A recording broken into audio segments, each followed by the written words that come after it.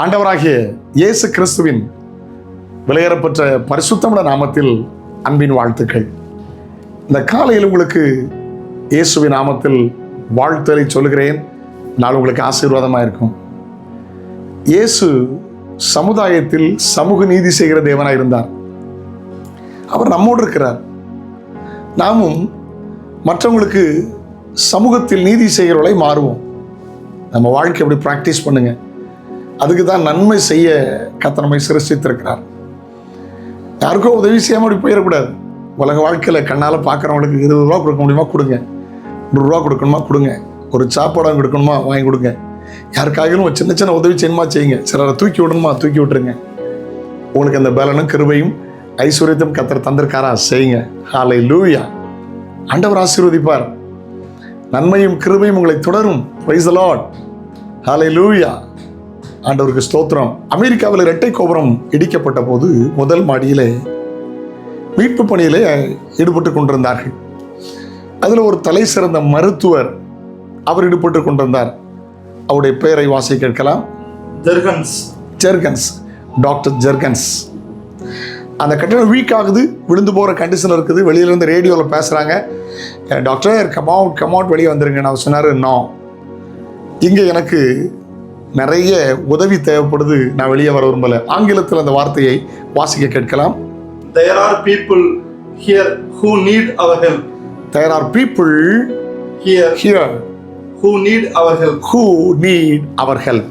நிறைய மக்களுங்க இருக்காங்க, என் உதவி அவங்களுக்கு தேவைப்படுது, வரமாட்டேன். ஹல்லேலூயா. கொஞ்ச நேரத்தில் நான் மட்டும் தப்பிடணும், அவங்களும் சாக நான் விரும்பல. தரைமட்டமானது, அவர் மறித்து போனார். இதுதான் அவர் கடைசியாக பேசிய வார்த்தை.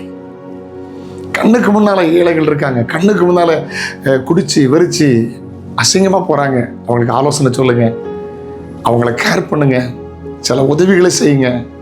இயேசு நமக்கு உதவி செய்யாமல் இருந்தால் ரட்சிக்கப்பட்டிருப்போமா? இயேசு நமக்கு உதவி செய்யாமல் இருந்தால் சுகமாயிருப்போமா? இயேசு நமக்கு உதவி செய்யா இருந்தால் விடுதலை ஆகியிருப்போமா? அவர் நமக்கு உதவி செய்தாரே, நன்மை செய்கிறவராய் சுற்றி திரிந்தாரே. ஹல்லேலூயா. அந்த கிருபைகளை கர்த்தர் தருவாராக. ஆமென். இயேசு கிறிஸ்து நன்மை செய்கிறவராய் அவர் சுற்றி திரிந்தார். சமூக நீதி செய்கிறவராய் மாறுங்கள். கிறிஸ்தவ ஊழியம் என்றாலே சமூக நீதி செய்கிறது தான். Praise the Lord. ஹல்லேலூயா. மரணத்துக்கு நியமிக்கப்பட்டவனை விடுவிக்க கூடுமானால் விடுவி என்று தானே வேதம் சொல்லுகிறது. அந்த கிருபைகளை கர்த்தர் தருவாராக. ஏசப்பா அந்த கிருபையை தருவார். செய்யுங்க. தர்மம் தலையை காக்கும், அது உங்களுக்கு ஆசீர்வாதத்தை கொண்டு வரும். ஒரு தேவனுடைய வார்த்தையை வாசிக்க கேட்கலாம். எரேமியா 11:3. என் சத்தத்தை கேட்டு நான் உங்களுக்கு கற்பிக்கிறபடியே ஆமென் எல்லா காரியங்களையும் செய்யுங்கள். அப்பொழுது நீங்கள் என் ஜனமாய் இருப்பீர்கள். நான் உங்கள் தேவனாய் இருப்பேன். ஹல்லேலூயா. வார்த்தை மனதில் வையுங்கள். சமூக நீதி செய்யறவங்களா மாறுங்க. கர்த்தர் உங்களை ஆசீர்வதிப்பார். ஜெபிக்கலாமா? தகப்பனே, எங்க காரியத்தை மாத்திரம் நாங்கள் போகிறதில்ல. சமுதாயத்தில் எங்கள் கண்களால் சில காரியம் காணும்போது சமூக நீதி செய்து உடைய நாமத்தை மகிமைப்படுத்த கிருபைதார். பிள்ளைகளை ஆசீர்வதியும். இயேசுவின் நாமத்தில் ஜெபங்கள் பிதாவே, ஆமென். நாளை உங்களை சந்திக்கிறேன். அதோடு ஆண்டவருடைய கிருபை உங்களை தாங்கட்டும். God bless you. Have a nice day.